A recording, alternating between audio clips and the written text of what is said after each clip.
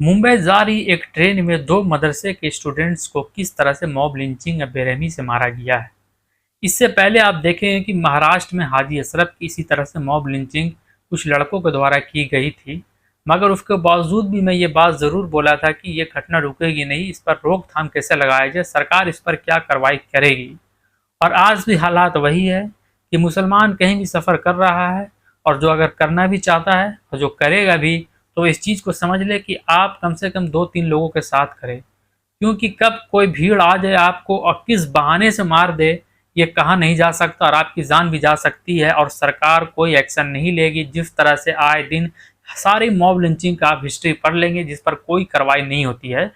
इसी तरह से एक घटना आप देखेंगे, एक वीडियो आपके सामने चल रहा है, ये वीडियो में देखिए किस तरह से मारा गया है। ये शख्स बता रहे हैं कि दो मदरसे के स्टूडेंट को मारा गया है और बेरहमी से मारा गया है। तो आप समझ सकते हैं कि आज हमारा ये दौर कैसा चल रहा है।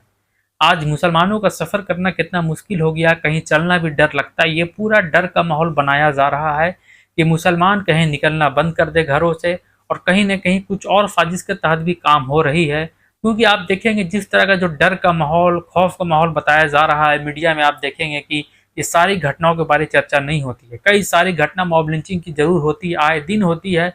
कई सारा आप देखेंगे कि नेट के कारण, सोशल मीडिया का अभाव के कारण कुछ लोग जागरूक भी नहीं इसको लेके, तो वो आपको मामला हाईलाइट नहीं होता। तो इसका मतलब ये नहीं कि बहुत दिनों बाद ये मामला आया, ये मामला भारत के हर कोने, हर कस्बे में डेली होता है। मगर कोई ना कोई ऐसा मामला है जो हाईलाइट कर दिया जाता है, और मुसलमानों का कहीं कहीं सोशल मीडिया में प्रेजेंस है कि मुसलमान इसको हाईलाइट करते हैं और सरकार तक पहुंचाते हैं, और सरकार इस चीज़ों को समझने के बावजूद भी नज़रअंदाज करती है। सरकार की रणनीति क्या है इसमें बताया नहीं जा सकता है। हमारे देश में आप देखेंगे कि मुस्लिम सांसद 24 है, मगर एक शख्स है जो इस बारे में बात करता है, असरुद्दीन ओवैसी, जो एएमआईएम के सदर है। और इसके खिलाफ आप देखेंगे कि मौलाना महमूद मदनी जमीयत उलमा हिंद, जो इंडिया की सबसे बड़ी ऑर्गेनाइजेशन के प्रेसिडेंट है, वो उनके खिलाफ बोले हैं कि उनकी काम देश को बांटने वाला है और उनकी राजनीति से मैं डिसएग्री करता हूँ। तो आपको समझनी चाहिए कि हमारे बीच भी कैसे कैसे उलमा बैठे हुए हैं।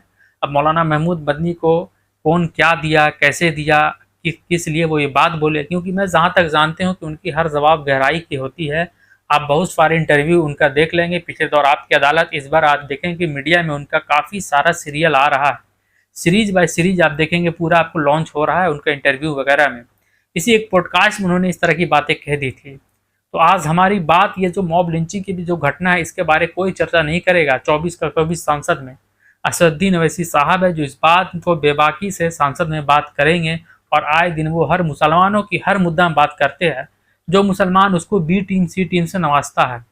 तो आप जो मॉब लिंचिंग की जो ये घटना लगातार बढ़ रही है, सरकार को होनी चाहिए कि इस पर कोई खासम खास कानून बनाए।